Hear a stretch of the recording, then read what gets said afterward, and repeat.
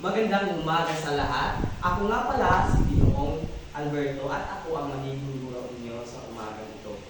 Maaaring lumayo ba ang lahat para sa ating panalangin? Binibining sa putalo, maaari mo ba pangunahan ang ating panalangin? Manalangin tayo. Maraming salamat po sa aming and sana po namin po kami Huwag munang magsiupo. Alam niyo ba ang kantang Chikading Chikading? Opo! Sabayan niyo lang ako. Chikading Chikading, naglupad-lupad, chikading, chikading, naglupad-lupad. May lima ka chikading, hibalog sa sanga, nilupad ang sa upat na lang sila. Chikading, chikading, naglupad-lupad, chikading, chikading, naglupad-lupad. May upat ka chikading, hibalog sa sanga, nilupad ang sa ulo na lang sila. Chikading, chikading, naglupad-lupad, chikading, chikading, naglupad-lupad. May tulo ka chikading, hibatog sa sanga, nilupad ang sa duha na lang sila. Chikading, chikading, naglupad-lupad, chikading, chikading, naglupad-lupad. May duha ka chikading, hibatog sa sanga, nilupad ang sa wala na lang sila. Chikading, chikading, naglupad-lupad, chikading, chikading, naglupad-lupad. May usa ka chikading, hibatog sa sanga, nilupad ang sa wala na lang sila. Chikading, chikading, naglupad-lupad, chikading, chikading, naglupad-lupad. Bago magsiupo ay pakipulot ang mga basura na nasa ilalim ng iyong mga upuan kung meron man at ilagay ito sa tamang lagayan. Magandang umaga sa lahat. Magandang umaga po, Ginoong Alberto. Bago tayo magsimula sa ating talakayan, ay mayroon akong ipapakita na larawan sa inyo. At nais kong malaman kung ano ang iyong naintindihan sa larawan ng aking ipapakita.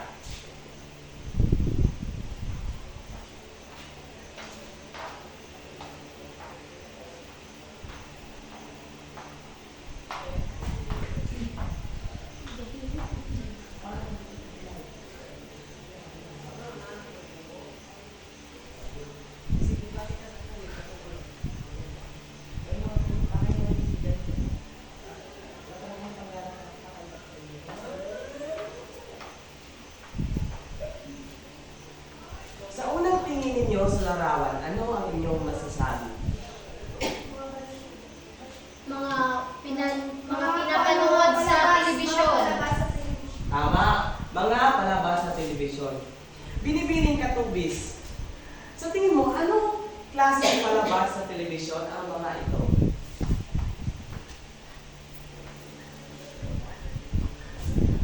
Sa tingin ko po, ang mga palabas na yan ay naghahatid ng mga impormasyon. Magaling. Ang topiko natin ngayong umaga ay tungkol sa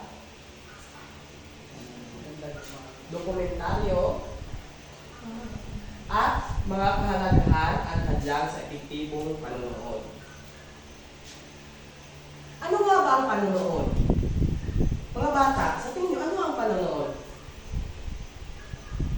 Binibini Lopez?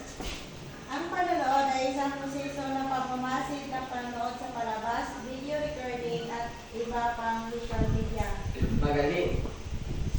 Ang panonood ay isang proseso ng pagmamasid o pagmamasid-nood sa palabas, video recording at iba pang visual na media upang magkaroon ng unawa sa mensahe o ideyang nais iparating nito. Ano nga ba ang kahalagahan ng panonood sa tingin niyo? Binibining o binita? Napakaganda ng panonood dahil dito tayo magkakaroon ng iba pang mga ideya o mga karagdagang impormasyon sa pamamagitan ng ating panonood. Magaling. Pamilya kayong klasa dokumentaryo? May alam ba kayong programa na dokumentaryo? Binibining sa putalo? Magbigay ka ng isang halimbawa ng dokumentaryo. Ang binibining siya ni?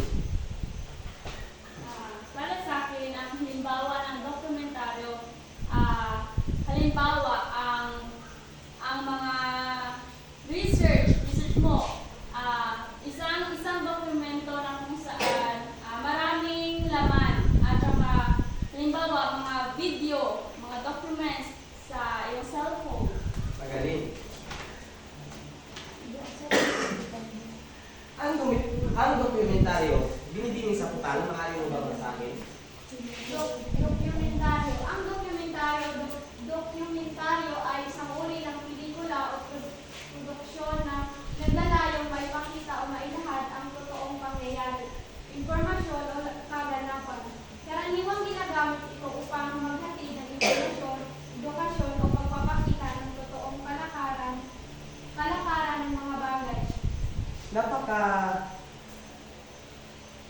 importante ng mga dokumentaryo bilang isang mamamayan. Dahil dito natin malalaman ang mga nangyayari sa ating kapaligiran, mga problema na nasa ating kapaligiran na dapat solusyonan. Kagaya ng Filon ngayon, investigador. Saksi. Oh, Saksi. Sa GMA. yes, saksi. At marami pang iba. Gagaya ng eyewitness, State of the Nation ni Jessica Casuho, at marami sa. Ang dokumentaryo ay isa itong pelikula o isang film na naglalayong maipakita ang mga kalakaran, mga pangyayaring hindi natin nakikita dahil siguro hindi natin ito naranasan at ipinapakita ito sa pamamagitan ng dokumentaryo. Dumako naman tayo sa kahalagahan ng panunood. Bakit mahalaga ang panunood? Ito ang mga dahilan. Una, binibining sa putalo, maaari mo bang basahin? Una, mapaunlad ang kakayahang mag-interpret at mapalawak ang kaalaman, pagkaisipan at pag-unawa. Magaling. Sa pamamagitan ng panonood, napapalawak nito ang ating isip sa pag-unawa kung ano ang nakita natin sa ating paligid. At pangalawa naman, binibining aliho, maaari mo bang basahin? Pangalawa, mapaunlad ang kakayahang mangilatis o magsulit sa katotohanan ng isang bagay. Napapaunlad din ito ang ating pagkilatis sa ating nakikita sa isang bagay, ang ating obserbasyon sa ating nakikita. Pangatlo, mataya ang iba't ibang elemento sa isang produksyon. Sa pamamagitan din ng panunood, ating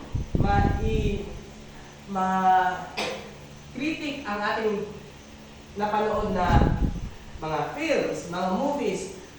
Alam natin kung maganda ba or boring ba ang ating napanood. Pang-apat, binibining uminita, maaari mo basahin. Maging mulat sa katotohanan ng buhay. Binibining uminita. Bakit namumulat natin ang ating sarili sa katotohanan sa buhay sa pamamagitan ng panunood? Dahil sa pamamagitan ng ating panonood, dito natin nalaman kung ano ang katotohanan o mga bagay na hindi pa natin masyadong na nalalaman kung ano ang totoo. Magaling. Kalima, makatulong para maging alerto sa mga nangyari sa paligid. Ang panonood, isang halimbawa nito ang panonood natin sa News. tama, balita. Panonood natin ng balita. Sa pamamagitan ng panonood natin ng balita, nalalaman natin ang mga bagay-bagay, mga nangyayari sa ating kapaligiran, sa ating lugar o sa buong mundo man. Para maging aware din tayo sa mga nangyayari. Pang-anim, binibining siya ni, maaari mo bang basahin? Pang-anim na kalagahan ng panonood. Magising ang kamalayang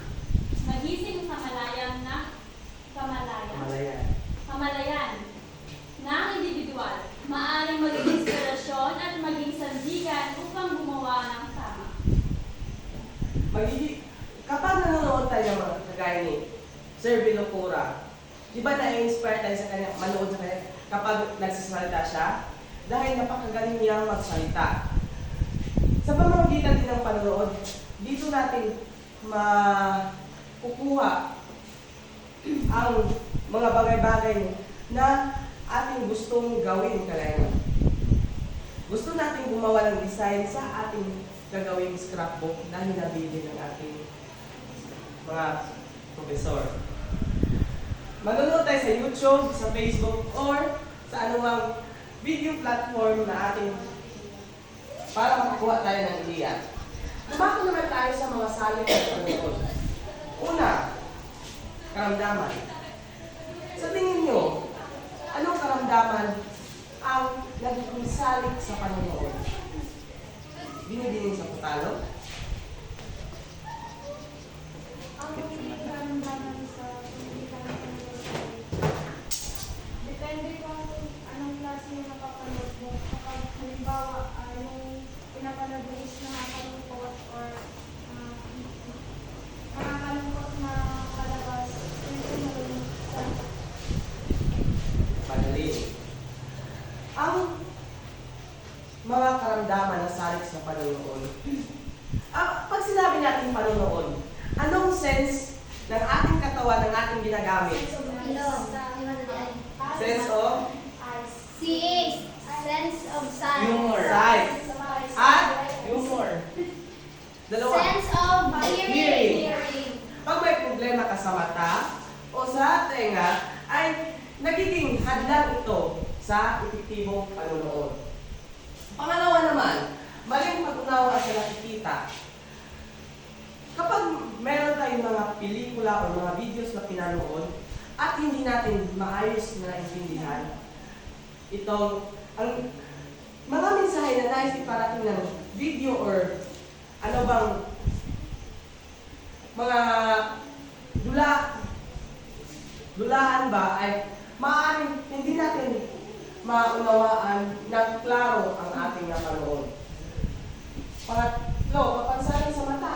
Kagaya ng sinabi sa unang salik ay karamdaman, may kapansanan sa mata. Hindi talaga nakakapanood ang mga taong may karamdaman sa mata. Pang-apat ay kaliwanagan o mas madilim, mas malabo ang imahe ng speaker. Kapag nanonood tayo kapag may nagsasalita sa harap at ang okasyon na ito ay gabi at walang ilaw, hindi natin siya mabibigyan ng focus dahil hindi natin siya nakikita kung ano ang ginagawa niya. Lima ay di malinaw na channel. Kapag sinabi natin hindi malinaw na channel, ay maaaring maingay ang setting ng video o kapag nanonood ka sa YouTube ay mahina ang iyong internet connection at marami pang mga hindrance na nagiging salik sa panonood. May mga katanungan pa ba kayo? Kung gayon ay magkakaroon tayo ng aktibidad. Nais kong kumuha kayo ng isang kapat na papel at magbigay kayo ng halimbawa ng dokumentaryo at lalagyan ninyo ito ng description at ipresenta ito sa harapan. Ang aktibidad na ito ay bibigyan ko lamang kayo ng 10 minuto upang gawin ang aktibidad. Maaari na kayo magsimula.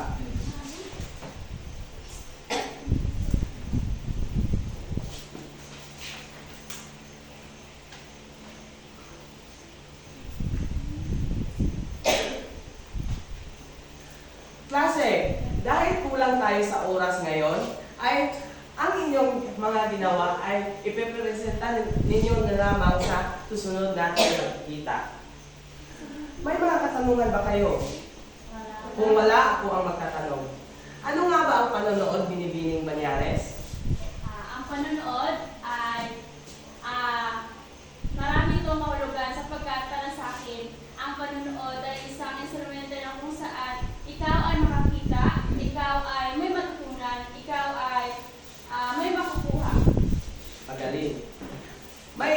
dagdag ka ba, Binibining? Aligo? Ang panunood ay isa itong proseso ng kung saan ayon ng panunood na kung saan na nakakuha tayo ng mga ideya sa ating mga pinapanood o Magaling. Binibining o binita? Bakit napakahalaga ng panunood? At bakit ito nasama sa 5 makrong kasanayan? Napakahalaga ng panonood dahil ito din ay isa sa mga pangkomunikasyon sa makrong kasanayan na kung saan dito din tayo nakakuha ng mga informasyon batay sa ating napapanood. Nagamit ang ating mga mata ng ating at ang ating pandinig. Binibining Lopez, ano ba ang naiintindihan mo sa ating klase ngayon? Ang naiintindihan ko po sa klase natin ngayon ay tungkol sa yung discrimination. Dokumentaryo. Dokumentaryo. May mga katanungan, may nais ba kayong linawin, mga clarifications? Wala na po. Kung wala na, ay kumuha kayo ng isang kaapat na papel at sagutan ang aking mga tanong.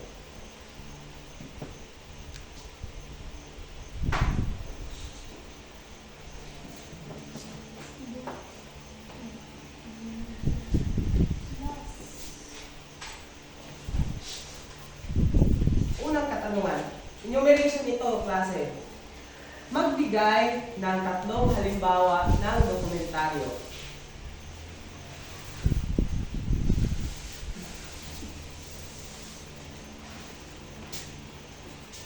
Tapos na ba? Opo. Pangatlo, o pang-4, ito ang proseso ng pagmamasid o pagmamasid nood sa palabas, video recording at iba pang visual media upang magkaroon ng pag-unawa sa mensahe o ideya na nais iparating ito.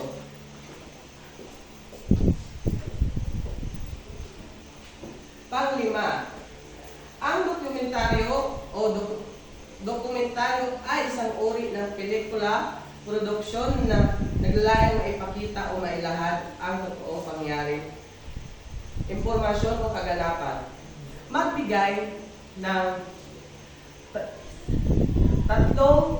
isang dokumentarista at ano ang mga ambag niya sa larangan ng dokumentaryo.